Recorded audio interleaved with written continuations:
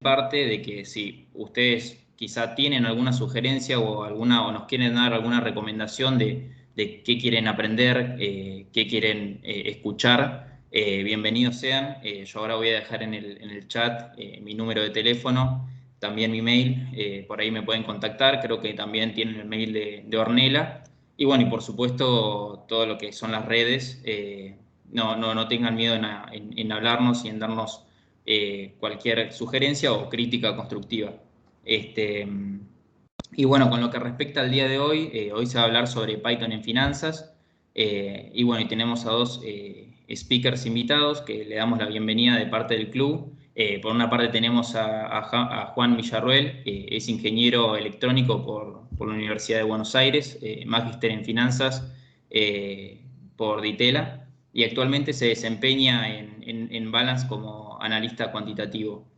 Y por otro lado tenemos a María José Luna, que es analista programadora y también máster en Machine Learning. Y bueno, y en Balance hoy en día actualmente se desempeña en desarrollo e implementación de trading algorítmico. Creo yo que lo va a describir un poco mucho mejor de lo que lo hice yo, perdón por eso. Así que nada, para contesto dos preguntas que se dan siempre. Por una parte, todas las consultas las vamos a hacer al final de la presentación. Yo se las voy a pasar a Juan y a Majo para que la contesten. Y después la charla queda grabada. Tuvimos un problema con el evento pasado, no se preocupen, la charla va a quedar grabada, así que la van a poder ver en nuestra página del club o si no en el link del canal de YouTube del club, que ahora los paso también. Así que nada, ya siendo las 6:10, les paso la palabra a los dos. Hola. Hola, buenas tardes, ¿cómo andan? Bueno, buenas tardes a todos. Yo soy Majo. Me suelo representar siempre como Majo Luna. Economista. Y también analista programadora, pero bueno. La idea de hoy es darles una herramienta para que ustedes se vayan craqueando a su casa sobre la conjugación de lo que es Python y las finanzas. Mi experiencia es, desde el año 96 estoy metida en finanzas y a medida que fui avanzando, desde el 2000 empecé como a mezclar lo que era la parte de sistemas y economía y sistemas, datos y finanzas, y llegué, digamos, como a un nivel donde el Excel me quedaba chico y pasé a lo que era la programación con finanzas. Y es el día de hoy que estamos en un nivel que las herramientas que nos van presentando las vamos adaptando, y a esta nueva generación que va tomando todos los conceptos y los va aplicando de forma mucho más natural de lo que hacíamos nosotros en nuestro tiempo. Es por eso que le presentamos hoy lo que es Python aplicado a finanzas, para que hoy no van a aprender a programar en Python, pero sí van a saber hoy lo que es Python y el potencial que tienen. Entonces, es nuestro objetivo hoy que ustedes se vayan queriendo aprender Python. Ese es el objetivo de nosotros hoy. Si quieren, les comparto la presentación y vamos avanzando sobre ella. A ver. Vamos a hacerlo. Sí. ¿La ven bien ahí? ¿Se ven? Sí, se ve perfecto. Sí, perfecta. Bueno, principalmente y en base a mi experiencia y a ver cómo fueron cambiando los tiempos, cómo fueron cambiando las finanzas, cómo fueron cambiando las formas de negociar en el mercado. O sea, yo nací en el mundo de las finanzas cuando se negociaba en el piso, el mercado de concurrencia en el piso, y hoy ya podemos negociar hasta cryptocurrency 24/7 sobre blockchains sin regulados. Entonces, la industria ha cambiado totalmente en lo que es en base a las finanzas. Y esta parte de esta transformación de la industria financiera, yo siempre digo que es una transformación cognitiva y digital. Cognitiva porque es la capacidad de las personas que tenemos de procesar la información y de actuar. Y digital porque es la herramienta y el puente a donde nos lleva todo eso. Entonces, esta velocidad de cambio, de transformación con la cantidad de información y el volumen de datos que tenemos para procesar, si nosotros no nos apoyamos en tecnología y desarrollos de software, tanto sean de mercado o propios, como desarrollar modelos algorítmicos, no vamos a poder optimizar nuestro procesamiento y análisis para llegar a los objetivos que queremos o a los arbitrajes que queremos o a evaluar los riesgos que queremos. Entonces, yo siempre empiezo, digamos, esta revolución industrial de las finanzas que digo que se está dando con 3 frases, obviamente robadas de un colega mío que es Juan Pablo Braña, que dice, primero uno, que ya no se contrata gente en Wall Street, sino que se contratan candidatos que hagan buena ciencia. Esto es principalmente porque hoy en Wall Street están basándose principalmente en la explotación del Big Data más que en el buen trader, ¿sí? Después otros hedge funds que decía que creían en que la inteligencia artificial era el camino del futuro y que había llegado para quedarse en este cambio del manejo de activos. Y el último es para tomar conciencia de por qué estas 2 frases es: un trader normal necesita como parámetro 500.000 milisegundos para hacer un clic con un mouse cuando ve algo que le gusta. Y nosotros operamos por algo trading en sistema de microsegundos. Entonces, esto es como para dar un flash de impacto en lo que está pasando en la industria y a lo que todos nos estamos exponiendo, porque la gente que estamos hoy en finanzas, o sea, venimos trabajando hace años, pero de repente nos encontramos con este cambio. Y en este cambio, digamos, es donde yo mezclé mis 2 sapiencias, que era la economía y finanzas por un lado, con la programación por el otro. Para los que no tienen ni idea, y nunca leyeron ni conocieron qué era la programación, y escucharon, pero no saben, en resumidas palabras y en forma de explicarlo fácil, la programación es un lenguaje formal, ¿sí? Diseñado principalmente para realizar tareas o procesos que puedan llevar a ser a cabo por una computadora. Entonces, de acuerdo a las palabras que nosotros utilizamos en ese lenguaje formal, le damos instrucciones, ¿sí? Y en base a qué palabras utilizamos, ese lenguaje puede ser de alto nivel. ¿De alto nivel qué significa? No es justamente es como la inversa a lo que uno interpreta naturalmente.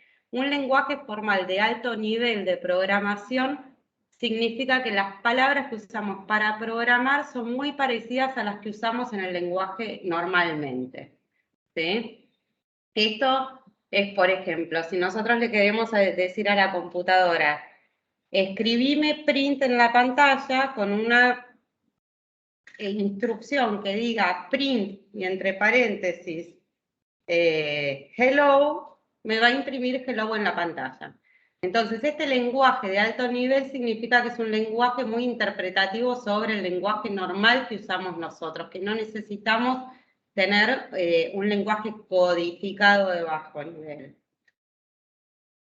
Y después la programación es de estas instrucciones que nosotros pensamos y escribimos dentro del lenguaje formal, de la escritura formal, porque otra de las partes de la escritura formal también es, por ejemplo, las dependencias de las instrucciones que van atadas a las indentaciones. ¿Qué es la indentación? Es el tab.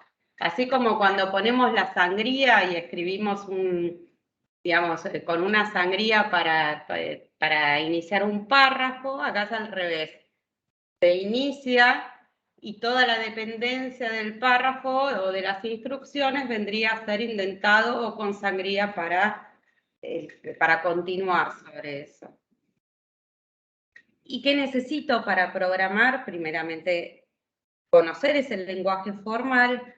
Necesito tener un criterio lógico, ¿sí? Deductivo, para poder llevar las instrucciones y no caer en un bucle del absurdo, lo que conocemos en lógica por el absurdo, cuando me da sí y no, no. O sea, principalmente para programar se necesita conocer un lenguaje y tener un pensamiento lógico deductivo, ¿sí?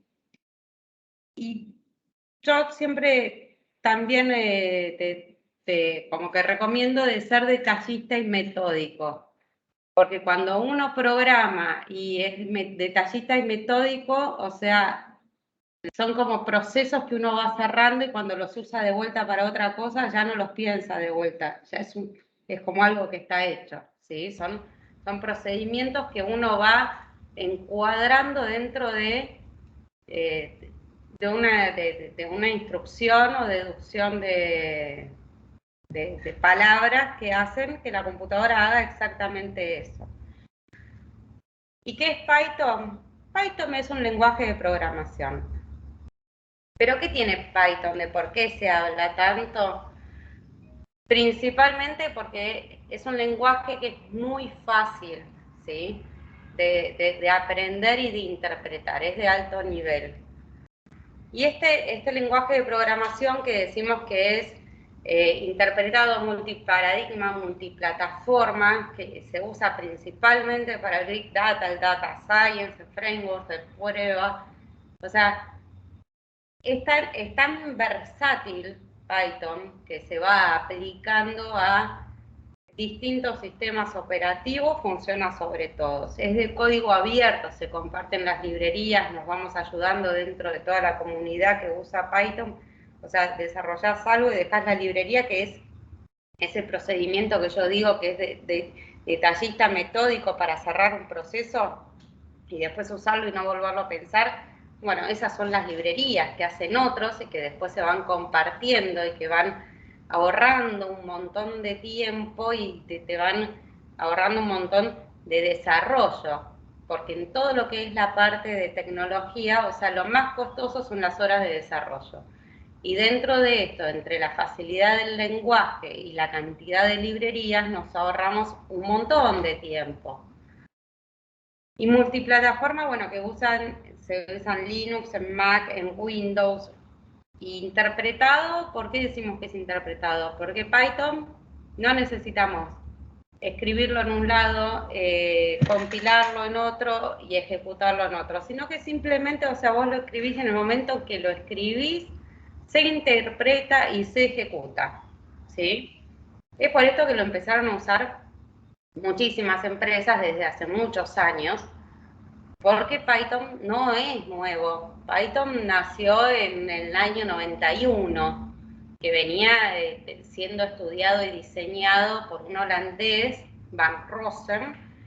Y Van Rossum lo único que quería hacer era escribir un intérprete para un nuevo lenguaje de scripting, ¿sí? Este lenguaje de scripting se lo llama lenguaje de alto nivel. Entonces, él venía desde la experiencia de la programación del ABC. El ABC era lo que nosotros conocíamos como la experiencia de BASIC, que después nació el Visual Basic, que fue orientado a objetos, pero únicamente dentro de BASIC, un lenguaje funcional que se orientó a objetos. Entonces, lo que hizo Van Rossum fue conjugar toda la transformación del 80 al 90 para sacar un lenguaje de alto nivel, que es de scripting. De scripting quiere decir que es todo escrito, que no utilizamos una intermediaria de gráfico para programarlo, y así nace Python. Y hoy es uno de los usados por Google, por Instagram, por Netflix, por Dropbox, por Amazon, pero también lo usan empresas como JP Morgan, como Bank of America, el Banco Interamericano de Desarrollo, o sea, lo empezaron a usar un montón. ¿Y justamente por qué? Porque permite diseñar estrategias y permite analizar carteras y permite evaluar riesgos, ¿sí? Entonces, para cerrar, Python es un lenguaje formal de alto nivel, con una curva de aprendizaje muy corta, lo aprendes en muy poco tiempo, con un código abierto que te da una opción de acceso a librerías que te ayudan en un montón de análisis que ya están pensados, hechos y cerrados en un paquete, que es de tipado dinámico. ¿Qué quiere decir tipado dinámico? Que en muchos otros lenguajes nosotros cuando tenemos que escribir, tenemos que definir primero, antes que nada, todas las variables que vamos a usar y si esas variables van a ser, bueno, esta es de texto, esta es de números, no, acá no importa, acá a medida que voy necesitando más variables, voy definiendo más variables y si la variable que definí como número ahora la tengo que transformar en un script que es un texto, lo puedo hacer. Y es un lenguaje de extensión. ¿A qué se le llama lenguaje de extensión? Porque es un lenguaje que se usa muchas veces para completar otro tipo de desarrollos, ¿sí? Yo puedo necesitar quizás desarrollos más contundentes y más sólidos que pueden estar desarrollados en Java o en C++ o en C#, y necesito hacerle solo un módulo que me haga, y Python me es especialista para eso. Entonces, dentro de conocer lo que es la programación en breves palabras y lo que fue la transformación de la industria y a lo que estamos expuestos hoy nosotros dentro de las finanzas y con quienes competimos, que son los bots, hoy les presentamos Python, que es una herramienta para defenderse y participar de todo eso. Los dejo ahora con Juan, que él les va a introducir en la aplicación principalmente de Python para dar un par de fundamentals y de ejemplos para que sigan conociendo este mundo divino. Bueno, buenas a todos. Mi nombre es Juan Villarroel, soy ingeniero electrónico de la UBA. Después de eso me reconvertí un poco y empecé a perseguir un máster en finanzas en la Universidad de Tela, que terminé este año. Y entré a trabajar en Balance más o menos en mitad del 2019 para formar este equipo de trading algorítmico que venimos encarando con Majo desde ese momento, con un par de compañeros más. Y bueno, después de toda esa introducción que hizo Majo, creo que está bueno ponerse a pensar, bueno, si yo quiero arrancar a programar, ¿cómo arranco? O sea, ¿qué es Python? ¿Dónde lo consigo? ¿Cómo qué hago? Y ahora voy a empezar a compartir pantalla para ver un poco. Se entienda que Python es un... A ver, acá un segundo. Yo con mucho retorno. Python es un programa que uno puede bajar como cualquier otro. Es decir, si uno va a la página de python.org y va a la parte de downloads, puede bajarse Python para el sistema operativo que ustedes estén utilizando, se lo bajan, se lo instalan como cualquier otro ejecutable y ya con eso están listos para empezar a usar Python. Ahora, ¿cómo? Claramente. La forma básica que viene Python es que si ustedes abren una consola y escriben Python, ahí ya les abrió el programa, cuya única función en este caso es un interpretador de las indicaciones, las acciones que ustedes le digan que haga. La instrucción más básica en cualquier lenguaje de programación es que nos muestre por pantalla la frase, hola mundo o hello world, que en Python se escribe de esta manera. La ejecutamos y nos dice acá hello world. Después hay otras operaciones que Python sabe reconocer como sumas, es decir, si escribo 1 más 2 me va a decir 3, etc. Y para salir del programa simplemente escribimos eso. Obviamente, escribir así todo lo que es programas y desarrollos no tiene ningún sentido, ya que no vamos a estar escribiendo línea por línea y esperando que nos devuelva el código que queremos. Así que lo que se utilizan son ambientes de desarrollos o IDEs. En estos ejemplos, para arrancar de la forma más fácil posible a programar en Python, vamos a usar un ambiente de desarrollo que se llama Anaconda. Acá está la URL, como la pueden ver, anaconda.com. Y lo que hace, cuando nos bajamos el ejecutable, sea para el sistema operativo que tengamos, es instalarnos todo un array de distintos programas open source destinados a Data Science, entre los cuales se incluye una distribución de Python, como ven acá, que dice Python 3.9, y aparte un editor de código que se llama Spider, el cual es bastante recomendable cuando uno arranca a programar por diversas cosas. Uno se baja este ejecutable, lo instala, y ahí ya está listo para empezar a programar con Spider. Que una vez que uno lo abre, vemos esta pantalla que tenemos aquí. Del lado izquierdo podemos ver el editor de textos en el cual nosotros vamos a poder escribir nuestros programas. Abajo a la derecha, algo que está bastante bueno también, es que viene con una consola integrada de Python, es decir, que nosotros podemos escribir el texto aquí en el lado izquierdo y se va a ejecutar aquí en el lado abajo a la derecha sin que nosotros tengamos que hacer nada. Es decir, no tenemos que ir a un lugar, abrir Python y correr el archivo que nosotros estemos escribiendo, sino que lo podemos hacer en simultáneo. ¿Y por qué es bastante recomendable Spider? Porque ya viene de una forma integrada un explorador de variables aquí arriba a la derecha. Para eso empezamos a introducir ya un poco de código y cómo va a empezar a programar. Las variables en realidad son una secuencia de caracteres en los cuales nosotros les asignamos un valor y ese valor va a ser el mismo hasta que lo cambiemos por el resto del código. Entonces no tenemos que ir escribiendo el mismo número todo lo largo del código, sino que podemos escribir esa secuencia de caracteres que va a hacer referencia al mismo valor. En este caso, aquí en la línea 14, como se ve, tenemos escrito var1 igual a 10, que eso lo podemos ejecutar.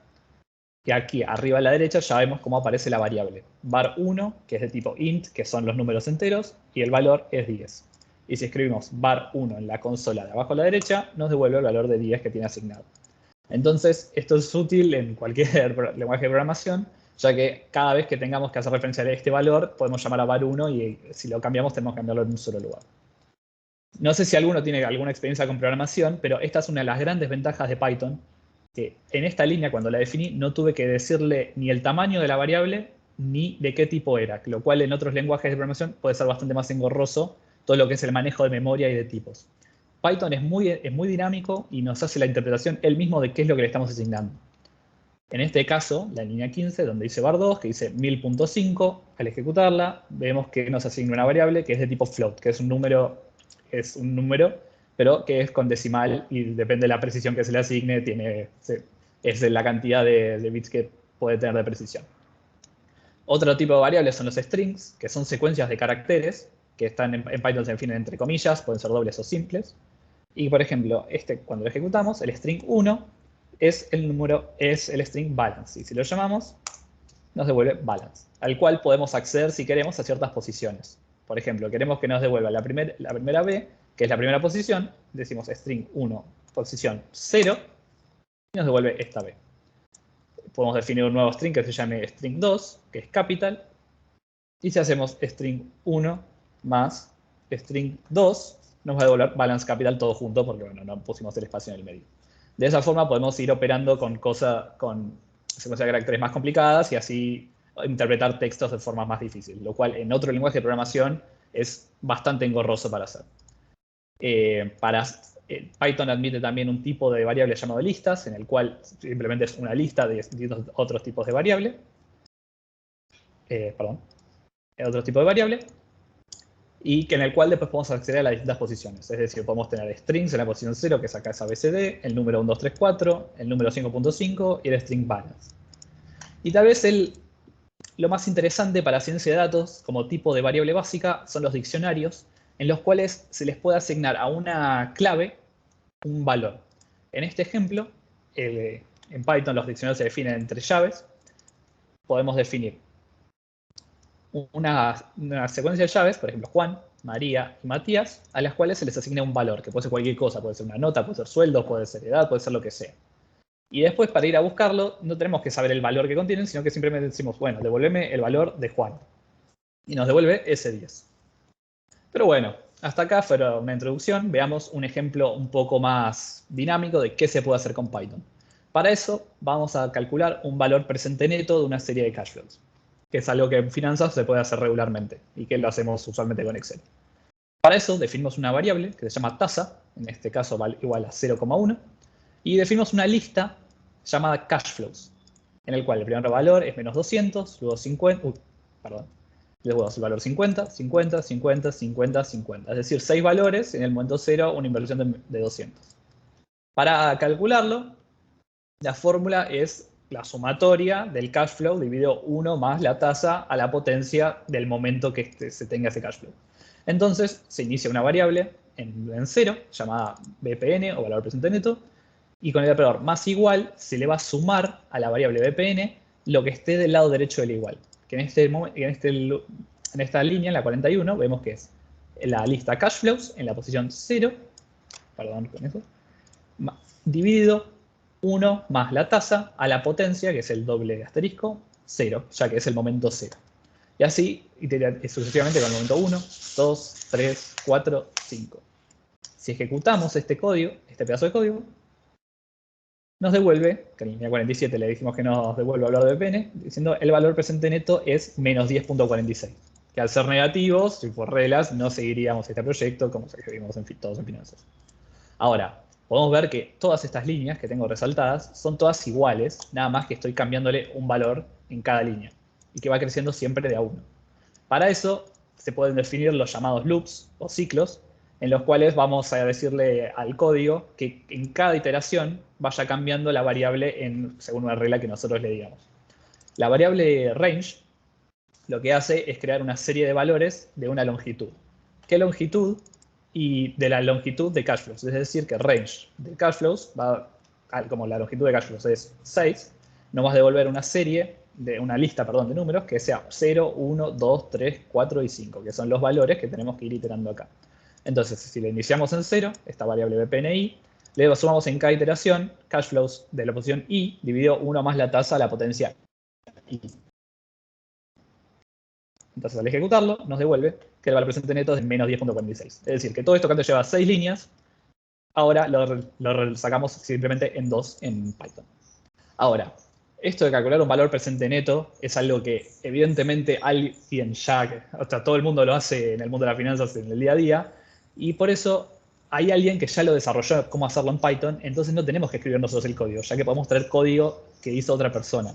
Lo cual es la gran ventaja que tiene Python también, es la gran comunidad de desarrolladores que tienen todo el mundo, y en los cuales podemos instalar librerías que hayan desarrollado otras personas en otro lugar del mundo para hacer nuestros cálculos y no tener que repetirlo. En este caso vamos a utilizar una librería que se llama, que en la línea 60, que se llama NumPy Financial, en la cual trae un montón de operaciones del mundo financiero, funciones que se hacen en el mundo financiero para que nosotros, pasándole parámetros, ya tengamos el valor que queremos. Las librerías las traemos después de instalarlas con el comando import. Entonces ya en la línea 62 simplemente ya hace todos los cálculos que nosotros queremos para que nos traiga ese valor presente neto. Lo ejecutamos, imprimimos la variable esta npb-np, y nos devuelve que el valor presente neto por esta librería NumPy Financial es de menos 10.46. Es decir, la misma en los tres casos. Pero en cada uno fuimos utilizando desarrollos que son más fáciles o que ya hizo otra persona, entonces no tenemos ni que preocuparnos. Pero bueno, hasta ahora estas cosas que vimos, claramente la idea es, bueno, pero esto yo lo puedo hacer en Excel. Y es verdad, Excel para todo lo que es el mundo financiero, hay muchas cosas que son muy fáciles y que es muy difícil reemplazarlo. La cosa es que Python permite una integración tal vez con el mundo externo mucho más general y vamos a poder usar valores que encontramos en distintos lugares de Internet de una forma mucho más directa. En este caso vamos a usar la librería eFinance, la cual se conecta con el sitio Yahoo Finance, que supongo que todos deben haber visto en algún punto de su carrera o de sus estudios, los cuales nos da información de distintos activos financieros de una forma bastante directa. Sea cual sea que busquemos, no sé, busquemos alguno para ejemplo, Apple. Nos da el precio y un montón de datos históricos, de cierre, etc. Bueno, esta librería se conecta directo con el sitio y vamos aquí en la línea 72. Yo creé una lista de distintos tickers que son todos ETFs de distintos sectores del mercado financiero global. Por ejemplo, SPY en la posición 0, que es un ETF que sigue el valor del S&P 500. GLD, que es el ETF de oro más grande que existe. QQQ, que es nada, que son empresas tecnológicas. Y así sucesivamente con distintos sectores. También agregamos el VIX al final como una medida de volatilidad de los mercados. Nuestra idea es bajar los precios de cierre de los últimos 10 años de todos estos ETFs y evaluar la correlación que tienen todos estos activos. Simplemente con ejecutar estas 6 líneas de código, vamos a ver abajo a la derecha que ya me está descargando esos valores y los está guardando en un diccionario que se llama precios. Entonces, si ahora, por ejemplo, para ver qué es lo que me trae, puedo imprimir la primera posición de ese diccionario, que son los datos del SPY, o puedo abrir esta interfaz que me da Spider, por ejemplo, elegimos SPY, y tengo todo este data frame gigante que me trae, que es como una matriz de datos que podemos tener en Excel, con el día y los precios de apertura, el precio máximo, el precio mínimo y el cierre ajustado y el volumen que se operó ese día. Y así para cada activo que esté listado en la página. Es decir, con 6 líneas de código encontramos información bastante útil para todos los datos que nosotros queramos analizar. Ahora, yo tengo este conjunto de datos para todos los tickers que bajé. Pero bueno, yo quiero comparar solamente los precios de cierre. Entonces, puedo definir para todos esos datos que bajé un nuevo data frame que esté indexado por las fechas, que solamente me interesa ver los precios de cierre de cada ticker. Si ejecuto estas líneas, voy a tener esta variable que se llama data frame cierre, que si la muestro aquí abajo, vemos que para cada fecha tengo los precios de cierre de todas las especies. Ahora lo voy a abrir un poco más grande. Por ejemplo, para el 25 de noviembre de 2011, exactamente hace 10 años, el SPY cerró en 116.34 y el VIX en 34.47. Y si voy a la última posición, hoy, 23 de noviembre de 2021, porque esto tiene datos bastante nuevos. Creo que Yahoo Finance te da los datos con 15 minutos de delay, más o menos. Pero bueno, el mercado ya cerró. Ah, no cerró, cierra ahora en 15 minutos. Ah, no, son las 6, ¿no? Sí, ya cerró, perdón. Esto arrancaba a las 6, no a las 5, tengo mal la hora de la computadora. El SPY cerró en 4.68.19 y el VIX en 19.38. Es decir, son datos bastante actuales y los conseguimos bastante fácil. Ahora, si yo quiero calcular la correlación de todos estos activos, perfecto. Hay gente en toda la librería Pandas, que es que se utiliza para analizar datos muy fácilmente, ya creó una función y con solo correr esta línea de la 91, ya tenemos la matriz de correlación de todos esos activos. Que bueno, así se ve un poco feo y usualmente no tenemos este visor que nos da, ¿cómo se llama? Que nos da Spider. Entonces podemos usar gráficos. La librería más famosa de Python para hacer gráficos es esta que se llama Matplotlib, que si corro todas estas instrucciones, que si bien parece bastante complicado, una vez que uno empieza a operar con la librería es bastante fácil. Perdón, me faltó una librería. Que si uno corre todas estas líneas, nos da este ejemplo de mapa de calor de las correlaciones. Y ustedes me van a decir, che, pero funciona, pero es horrible. Y yo le voy a decir que sí, tienen razón, este gráfico es horrible. Pero bueno, hay gente que fue desarrollando otras librerías para hacer cosas más copadas de forma fácil. Entonces, si yo ejecuto estas 3 líneas, tengo otra matriz de correlación con el mapa de calor de una forma mucho más organizada, en la que puedo ver que XLE, que es el ETF de energía, está correlacionado negativamente con casi todos los otros ETFs que yo puse. El VIX, sorpresivamente, aquí en la última línea, hay con cosas que se correlacionan a 0 y con otras negativo. Uno esperaría que sea más negativo con todas, pero bueno. Así es como va evolucionando todo y son cosas que podemos ir chequeando. Para cosas que no existen, tal vez librerías o interfaces tan cómodas, igual hay muchos sitios que tienen respuesta. Es decir, que uno le puede mandar un request al sitio, es decir, che, ¿qué datos tenés para ofrecerme? Y el sitio te devuelve un montón de información que tal vez es útil.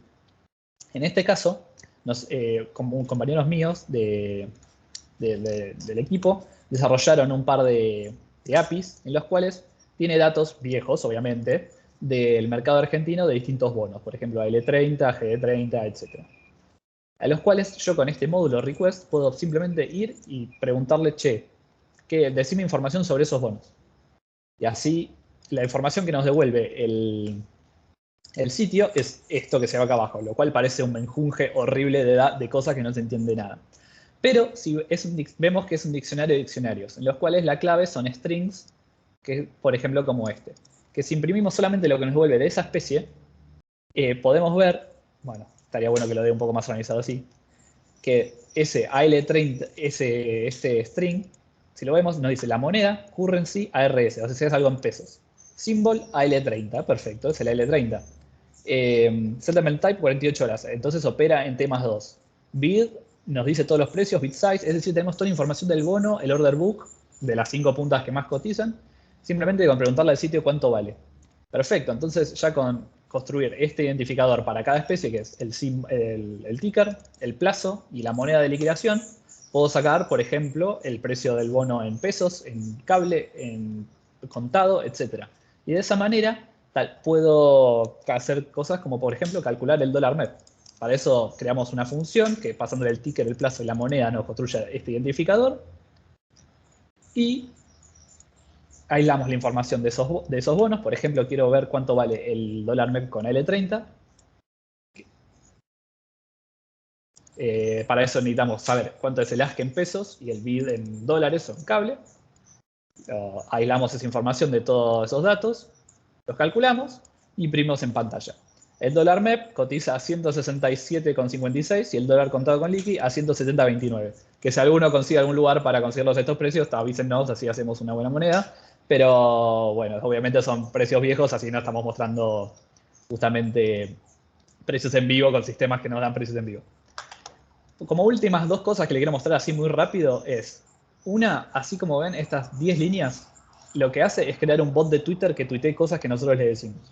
Si ustedes entran ahora a Twitter, a este usuario, @balanceprueba, que creamos así nomás, tiene 0 tweets, 0 followers, 0 nada, como pueden ver. Si yo corro estas 10 líneas, le voy a decir que tuitee el precio del dólar MEP, que es lo que vamos a hacer ahora. Presentation OK. Perfecto. Voy a refrescar este usuario de Twitter.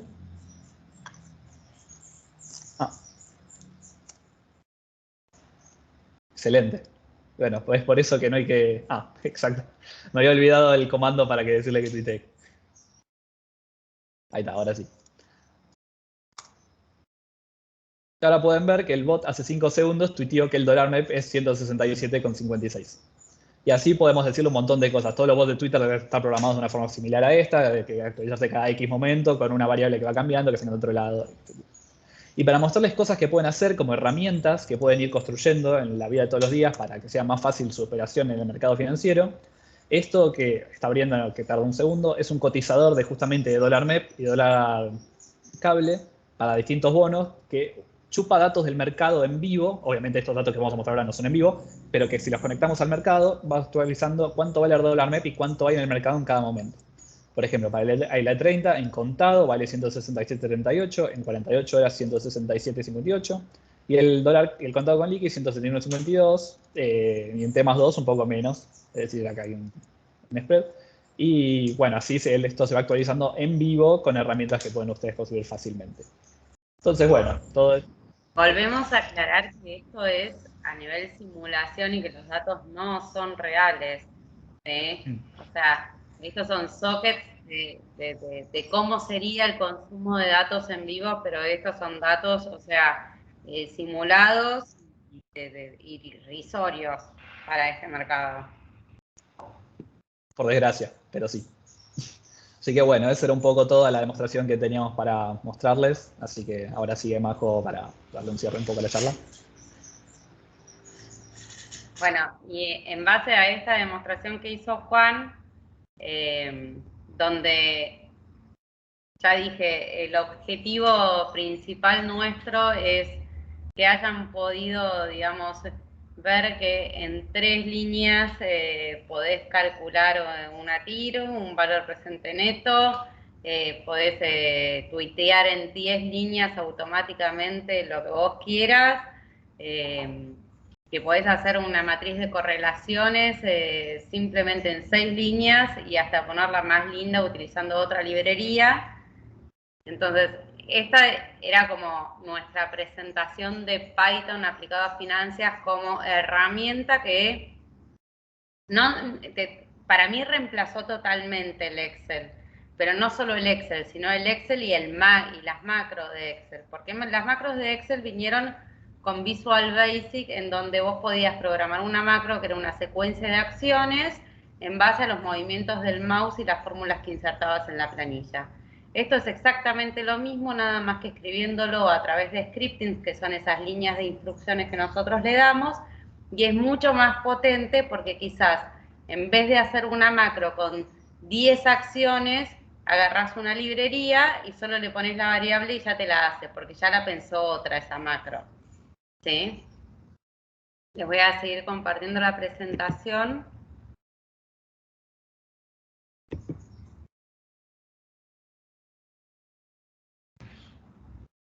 ¿Ahí se ve? Sí, se ve perfecto. Y bueno, y en base a todo esto que vimos del potencial que tiene Python, en Balance, o sea, nosotros hace 2 años que empezamos a desarrollar nuestro sector de trading algorítmico. ¿Por qué lo empezamos a desarrollar? Porque la realidad nos dice que el 75% de las transacciones bursátiles en Estados Unidos son a través de bots de trading algorítmico. Que hay más de 300 firmas en Estados Unidos que realizan trading automático y en 2008, este es un dato muy viejo que tengo, pero bueno, no lo pude actualizar, no hubo una fuente fehaciente, pero esta del 2008 sí lo era. Se generaron más de 22.000 millones de dólares en ganancias por el trading algorítmico. Hoy creo que es mucho más sumado a las cripto. Y que esta tecnología, o sea, viene pisando fuerte a partir del 2006 en Europa y en Estados Unidos. Y está como muy rezagada en todo lo que es el desarrollo del trading algorítmico en Sudamérica. En Chile ya están muchísimo más avanzados, en Brasil también, pero si comparamos el trading algorítmico que se desarrolla en Sudamérica con Estados Unidos, vemos que hay un factor que es muy determinante, que es la alta frecuencia, ¿sí? ¿Por qué? Porque el trading algorítmico tiene unos puntos críticos que son, como su palabra lo llama, puntos críticos, digamos, pero son determinantes para la performance de lo que desarrolles. Lo primero son las latencias. ¿A qué decimos latencias? Latencias es el tiempo que tarda en viajar el dato desde la computadora que lo ejecuta hasta el mercado y la respuesta del mercado a la computadora que lo ejecuta para responder sobre ese fill, partially fill, cancel o que quede new. Entonces, la latencia, para hablarlo, digamos así, en lenguaje normal, sería: la red está lenta. Si la red está lenta, hay más latencia, ¿sí? Entonces, la velocidad de esa red, en donde nosotros desarrollemos el trading y lleguemos al mercado, es el punto más crítico que existe en el trading algorítmico de alta frecuencia. Después viene la velocidad de procesamiento, que eso es la máquina sobre nosotros corramos. O sea, hoy en día, antes hablábamos sobre procesadores físicos, hoy ya tenemos un montón de opciones, que es AWS, que son computadoras virtuales con núcleos o placas de video. Todo eso, digamos, que hay tantas opciones hoy para elegir en dónde, combinado con la latencia, es lo que nos da, frente a alguien que piense y programe igual, la diferencia. Y después está el diseño de estrategias y desarrollo, que eso puede ser que encontremos gente en el mundo que piensa igual y que desarrolla con nuestro mismo nivel de diseño y de pensamiento crítico y lógico, ¿sí? Pero la diferencia frente a un mismo bot va a estar dado por procesamiento y por latencia de red. Después, o sea, dentro de ese desarrollo, o sea, podemos tener optimización de código, que eso va mucho más, es más profundo, que puede optimizar la parte de procesamiento, sobre requerir menos procesamiento o no, pero es más de codificación propia, pero no de diseño de estrategia, de latencia y de velocidad. Este trading algorítmico, o sea, nosotros interpretamos que se llama trading algorítmico no solo al desarrollo de una estrategia, sino a la automatización completa de una computadora donde absorbe datos, decide, genera órdenes, envía órdenes al mercado y responde frente a esas órdenes sin intervención humana, ¿sí? Entonces, la ejecución de órdenes, tanto de compra como de venta, ¿sí?, por las computadoras, sin intervención humana y balanceando posiciones, es lo que nosotros consideramos que es trading algorítmico. Hay varios modelos de trading algorítmico donde podés empezar a discutir diciendo, no, trading algorítmico es donde yo te pongo una orden pero nunca se ejecute, después te la bajo y nunca se ejecutan. Ahí empezamos a discernir sobre qué son las buenas y las malas prácticas en trading algorítmico.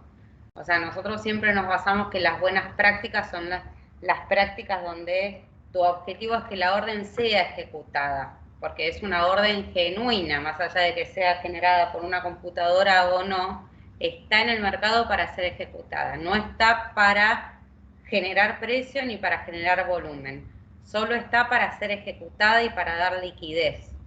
Entonces, dentro de esa ejecución y liquidez es donde tu estrategia empieza en el arbitraje y en la respuesta a cómo se te van ejecutando, ¿sí? Las ganancias del trading algorítmico en realidad son mínimas porque justamente se aplican a reducir spreads, o sea, a reducir ganancias sobre lo que se está ejecutando. Pero el aumento del volumen es lo que hace sostenible al trading algorítmico. Y eso es generar una democratización de órdenes y de generar competencia dentro de las órdenes, porque tu objetivo siempre es que sean ejecutadas.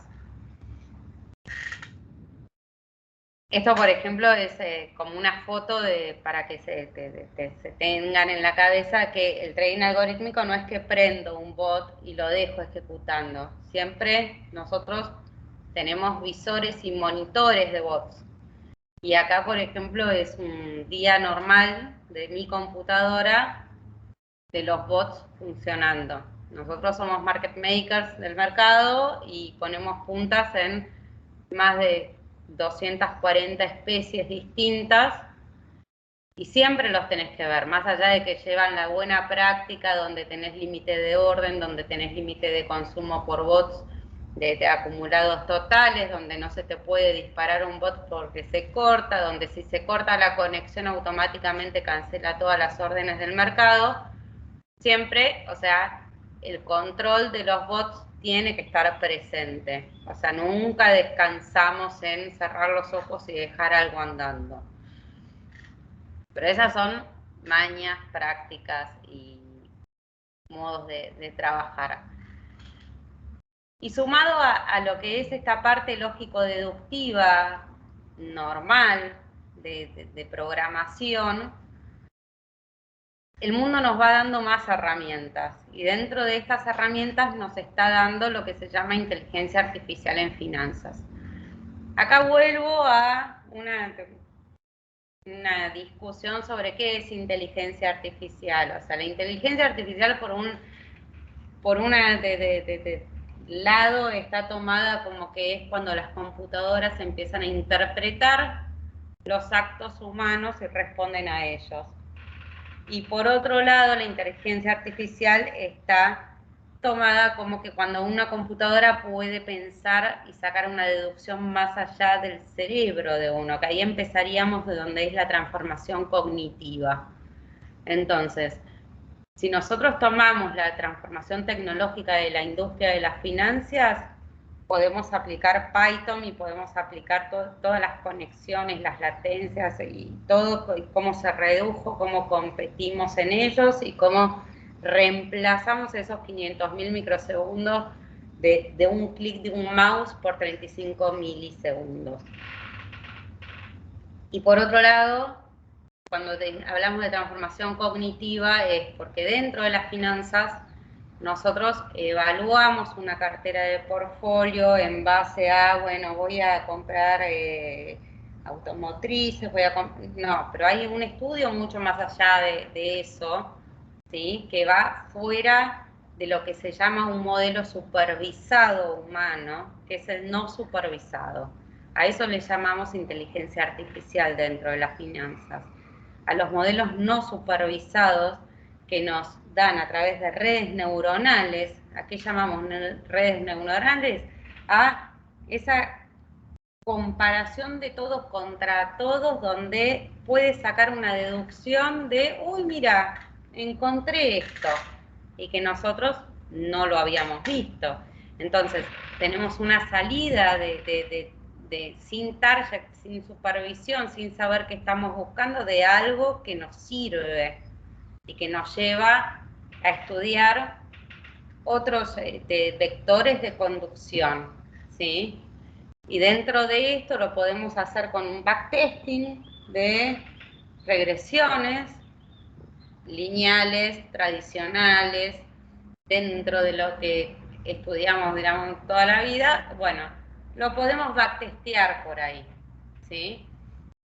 Y otra de las cosas que nos aporta todo el tema de la inteligencia artificial esta es la mutación genética de los algoritmos. ¿A qué llamamos mutación genética de los algoritmos?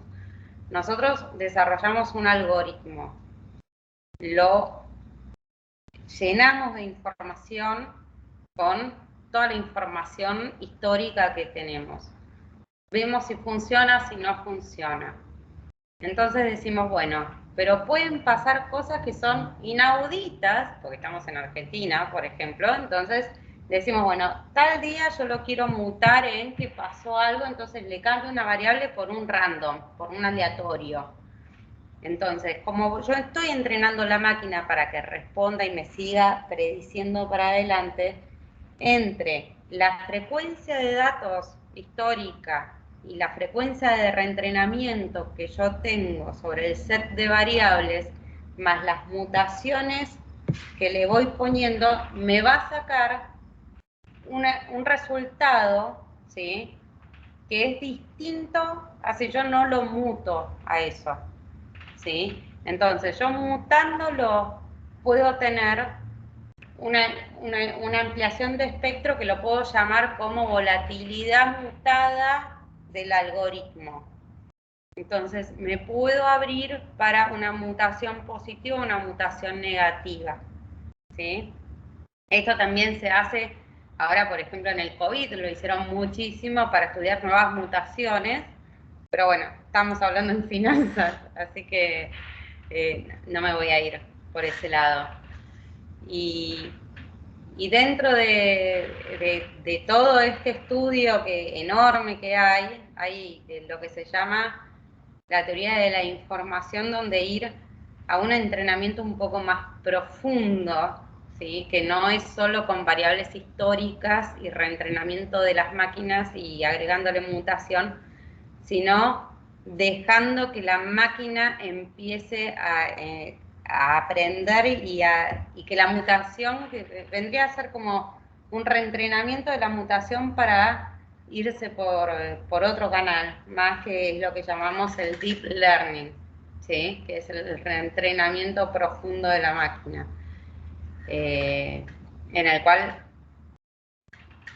yo todavía no encontré hoy el deep learning aplicado a finanzas como para explicarlo diciendo, bueno, lo podemos aplicar y lo encuentro en sigo en estudios sobre eso, de cómo se podría aplicar el deep learning en finanzas. Sí, lo que es la parte de bayesiana, de redes neuronales, de clustering, de sacar, digamos, modelos no supervisados, son aplicables y me encantan, y lo estamos aplicando nosotros en Balance. Y por ejemplo les muestro, este es un modelo de Machine Learning de LSTM del índice de Marval, que si quieren los dejo con Juan, que es el autor del mismo. Este era un proyecto que después seguimos trabajando un poco más internamente dentro de Balance, pero que se había encarado que, como se ve en el gráfico, son los precios de la acción de Hegal, que si bien tienen ciertos movimientos, nosotros logramos hacer un modelo, que es el que fue haciendo la línea azul, que más o menos en líneas generales, algo un poco en los bordes, logró seguir medianamente bien el precio de la acción real, que es con una ventana de 5 minutos en adelante. Y así bien esto tiene millones de iteraciones en las que se podría mejorar, es todo un ejemplo de lo que se puede hacer con Python a medida que uno va aprovechando todas las librerías de fácil acceso que fueron desarrollando otras personas en el mundo para crear modelos que pueden ser útiles hasta para crear inversiones o estrategias en el futuro. Y bueno, y en base a todo esto que les mostramos, es que cerramos nuestra presentación y se me cortó, ¿no? Bueno. No, se escucha, se escucha. Sí. ¿Ya terminaron? Sí, una hora. Perfecto. Ahora, Clara me pasa si hay consultas en el chat, porque ¿sí? Yo no puedo abrir el chat. No sé por qué tuve un problema con Teams y no puedo. Mientras esperamos, le hago una consulta a los dos. Sí.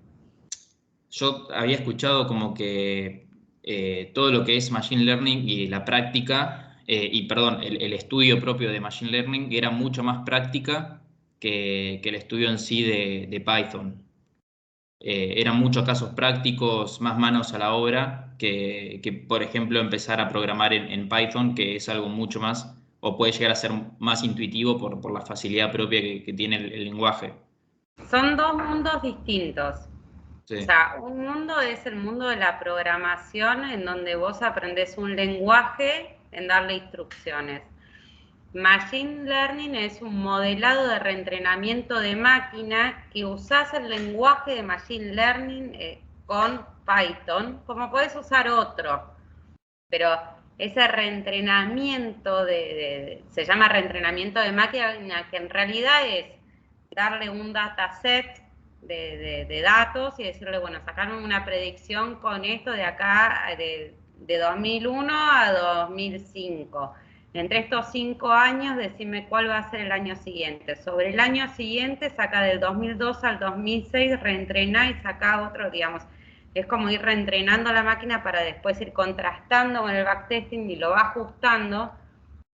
Pero el Machine Learning, digamos, son modelos, ¿sí?, no supervisados, y el lenguaje de Python es un lenguaje de programación, ¿sí? Es como que yo te diga escribir, ¿sí? Si sabes escribir las vocales A, B, C, tanto sea eligiéndolas desde unas fichitas de A, B, C entre muchas, sabes escribirlas en un papel y sabes apretar los botones que correspondan a A, B, C. O sea, ese A, B, C es el Python. Y el Machine Learning es como otro nivel digamos, de explotación de datos y de búsqueda de resultados. O sea, que vos sepas Machine Learning no supone que sepas Python. O sea, lo podés saber programándolo en otro lenguaje. A ver, en lo que es Machine Learning en sí, si vos querés averiguar, es mucha matemática que si vos te sentás y la querés entender, literalmente es un bodrio incomprensible que a menos que tengamos varios años de estudios en carreras afines, es complicado. Pero lo que tiene de bueno, justamente con un lenguaje de programación o todos los desarrollos que existan, es que hay gente que ya todo lo que se puede hacer de programación del lado complicado, del lado matemático, del lado que es Machine Learning, lo simplifica de una manera que nosotros, sabiendo poco, ponele, podés interactuar igual con eso para hacer el modelo que vos quieras. Si buscas la librería más famosa en Python para hacer cosas de Machine Learning, está, al principio no, pero es algo que compró Google que se llama TensorFlow. Y si vos buscas ahora en Google, tipo tutorial TensorFlow clasificador, te aparece el ejemplo clásico que todo el mundo leyó, que literalmente te pone prendas de ropa en fotitos y le corres por un algoritmo que ellos te dicen exactamente cómo hacerlo y te dice al final, vos le mostrás una fotito de una prenda de ropa y te dice cuál es. Tipo, no sé, pantalón, remera, pollera, lo que sea. Pero básicamente lo que permite la programación es como que, es verdad, Machine Learning en realidad es algo puramente científico-matemático, y en programación es cómo lo aplicás, digamos, porque de alguna forma lo tenés que volver real, más allá de que es teoría matemática en realidad y álgebra puro. Que no hace falta saberla para hacer lo otro, digamos. Perfecto. Y otra consulta que te quería hacer a vos, Juan. Cuando mostraste el mapa de correlaciones, si no me equivoco, Sí. ahí no, capaz que digo, no es mucho más fácil utilizar otro lenguaje, otro software como es R o quizás Stata para usar correlaciones, gráficos. Es posible, a ver, todos esos lenguajes de más alto nivel todavía que Python, como R, MATLAB, Stata, lo que sea, justamente fueron diseñados para crear todo este tipo de cosas de estadística de una forma más fácil. La cosa es qué es lo que vos podés hacer después con esos datos. Acá yo lo que mostré de correlaciones era simplemente para poner un ejemplo. Pero que si ahora tengo que conectarme justamente con un servicio que broadcasté las correlaciones que yo conseguí a 1 millón de personas en el mundo con esos servicios de mail, Twitter, WhatsApp, lo que sea, y que lo tenga que hacer automatizado. Si intentás hacer eso con R, probablemente te mueras en el intento, o sea, un quilombo. La diferencia de hacerlo en Python es justamente tal vez la integración que te da con todo el mundo o con otras herramientas, que en R tal vez estás más limitado por lo que permite hacer el programa. Ojo, no digo que esos programas no funcionen, porque para todo lo que es las carreras, en SEMA o donde sea, es muy útil y es una gran puerta de entrada a la gente para lo que es programación, y es recomendable hasta tal vez que arranquen por ahí, porque le tomás la mano a todo lo que es hacer un código de principio a fin para que te dé un resultado que vos querés. Pero una vez que le tomás la mano te das cuenta que esos programas tienen ciertas limitaciones que tal vez en Python o de otros lenguajes de programación más complicados no están. Perfecto. Gracias. No, no. Bien, un avisito. Se escuchó. Un avisito que si alguien no puede usar el chat, que entiendo que puede pasar en algunos casos si lo usan desde la web o demás, pueden levantar la mano y les habilitamos el micrófono si quieren preguntar algo. Ahí veo una pregunta de Gastón López en el chat, que dice qué buscador de códigos abiertos recomiendan. Y la verdad es que depende mucho de lo que quieras hacer, porque lo que pasa mucho en programación es que hay veces que vos querés encarar un proyecto y honestamente no tenés idea ni cómo arrancar, porque es algo muy distinto a lo que vos viste en toda tu vida, y esto les pasó absolutamente a todos los programadores. Entonces el primer reflejo que tenés es googlearlo. Y así existen sitios gigantes como Stack Overflow o lo que sea, que gente literalmente preguntándole a otros desarrolladores, che, ¿cómo hago esto? Y así vas descubriendo nuevas formas de resolver problemas, nuevas librerías, nuevos conceptos que tal vez se te escapan un poco, que fueron respondidos tal vez por otra persona en otro momento, y así es como vos vas construyendo tal vez tu formación, que no es tan directo como decir, bueno, metete acá y lo resolvés, ¿entendés? Es como algo mucho más iterativo de irlo a buscar y googlearlo hasta encontrar una solución, que de ir a X sitio porque sí.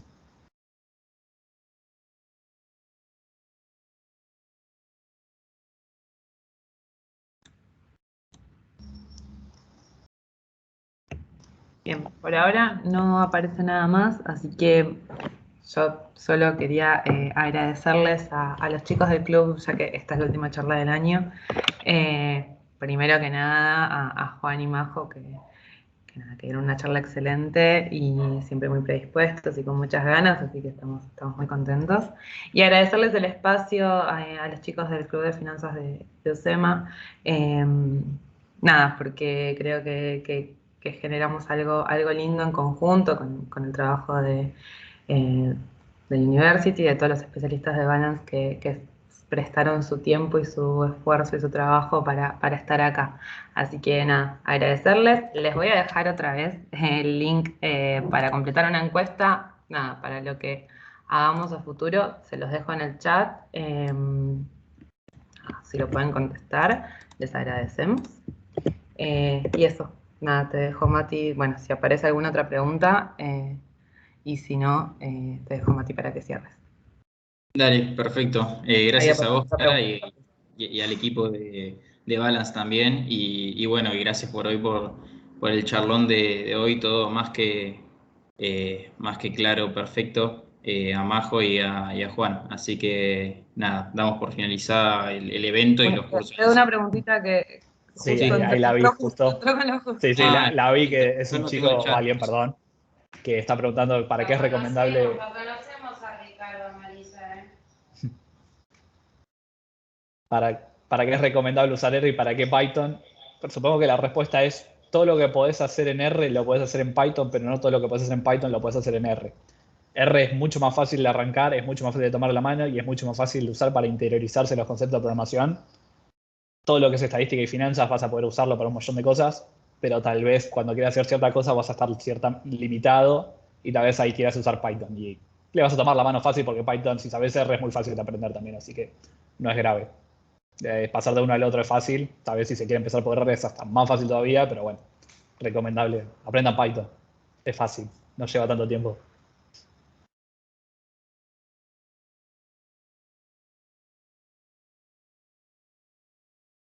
Perfecto, Juan. Perfecto, Majo. No sé si hay algo más, ¿no? Bueno, de nuevo le doy las gracias a ustedes y bueno, nos estamos viendo y para los participantes también.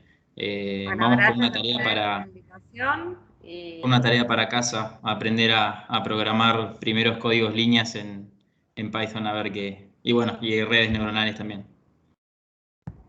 sí, es lo que se viene y vino para quedarse, así que es como, es toda la transformación. Imagínate, yo empecé estudiando programación en Basic, así que quedó para la historia de todo lo otro, que si bien son herramientas que son muy útiles y que están instauradas y que sirven, o sea, van a ser grandes potenciales eso y va a ahorrar mucho tiempo, que hoy en día el tiempo es lo que más cotiza y cotiza por todos lados, desde el lado de humano en lo que es desarrollar algo y en el lado del mercado en lo que es competirlo. Entonces, es una buena herramienta.